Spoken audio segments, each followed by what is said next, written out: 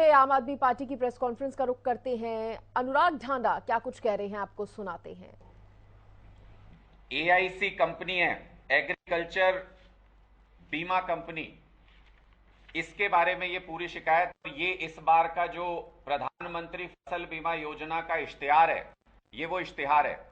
इसमें भी अगर आप देखेंगे तो प्रीमियम राशि लगभग 10 से 15% बढ़ा दी गई है। नई प्रीमियम राशि धान के लिए 1927 रुपए, बाजरे के लिए 929 रुपए, मक्का के लिए 988 रुपए, कपास के लिए 4929 रुपए और मूंग के लिए 864 रुपए। ये नई राशि निर्धारित की गई है प्रीमियम की। आप किसानों से लगातार प्रीमियम बढ़ा करके ले रहे हैं। क्या ऐसा मुमकिन है कि 2022 की फसल के लिए किसान के पास ये छूट हो कि वो 1 साल बाद प्रीमियम भर दे? ऐसा तो मुमकिन नहीं है। इनको तो डेडलाइन दी गई 15 अगस्त तक अपलोड कर दीजिए, सबका प्रीमियम कट जाएगा। उस तारीख के बाद प्रीमियम नहीं कटेगा, बीमा नहीं होगा।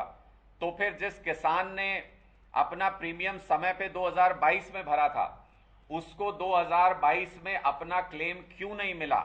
इस बात के लिए सरकार की जिम्मेदारी है। और मैं ये कहूंगा कि सरकार इस प्राइवेट बीमा कंपनी से अब जो किसानों को क्लेम दिलाने वाली है, किसी भी और बिजनेस में किसी भी और वर्ग में चले जाइए, अगर लेट पेमेंट होता है तो उस पर इंटरेस्ट मिलता है। किसान इतना फालतू नहीं है इस देश में और इस प्रदेश में कि आप उनको 1 साल बाद 2 साल बाद उनका क्लेम दिलवाएंगे और उतना ही पैसा जितना आपने लिस्ट कर रखा है 1 साल पहले से वही दिलवा देंगे। किसानों को इस बीमा क्लेम के ऊपर वाजिब इंटरेस्ट मिलना चाहिए, जो सरकार को प्राइवेट कंपनी से दिलवाना इंश्योर करना है। और जैसे आपने प्रीमियम राशि बढ़ाई है, उसी तरीके से बीमा के क्लेम को सुनिश्चित कर सकें, समय पे बीमा का क्लेम मिल सके, ये भी सुनिश्चित करना सरकार का काम है। सरकार अपनी इस जिम्मेदारी से बच के भाग नहीं सकती। ये सारे विषय हैं जिनके ऊपर हम आवाज उठाना चाहते थे।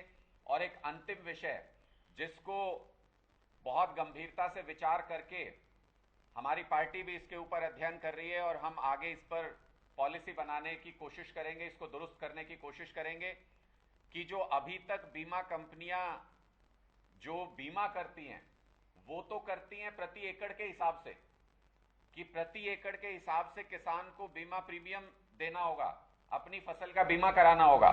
और जब बीमा का क्लेम मिलना होता है तो उसमें बेसिक यूनिट एक गांव को माना जाता है कि एक गांव के अंदर कितने प्रतिशत नुकसान हुआ, उसके आधार पर तय होता है कि वहां पर कितना बीमा क्लेम दिया जाएगा।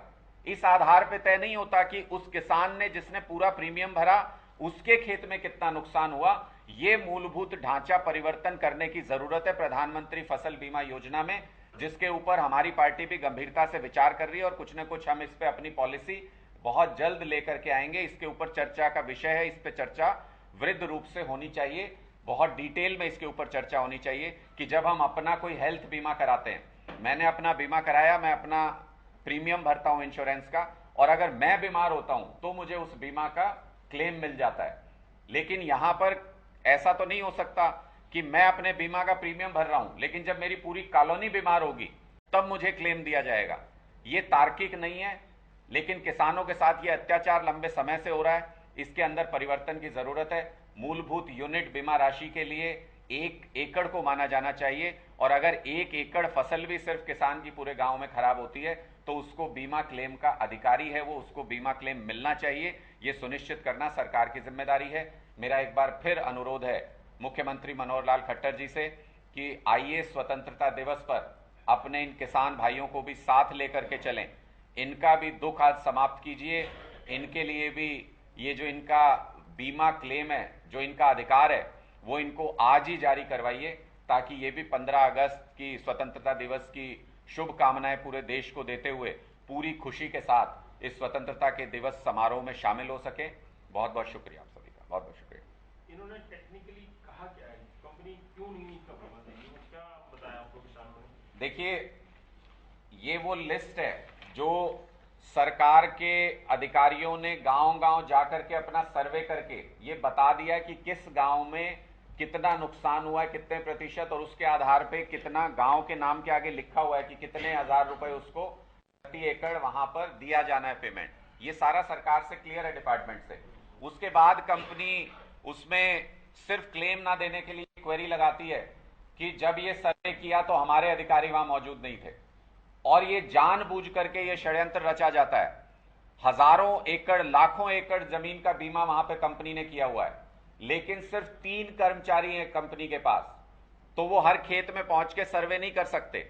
और जब सरकारी अधिकारी उनको, अब 2 सर्वे होते हैं, एक सरकार अपना सर्वे करती है और एक कंपनी के अधिकारी अपनी रिपोर्ट देते हैं।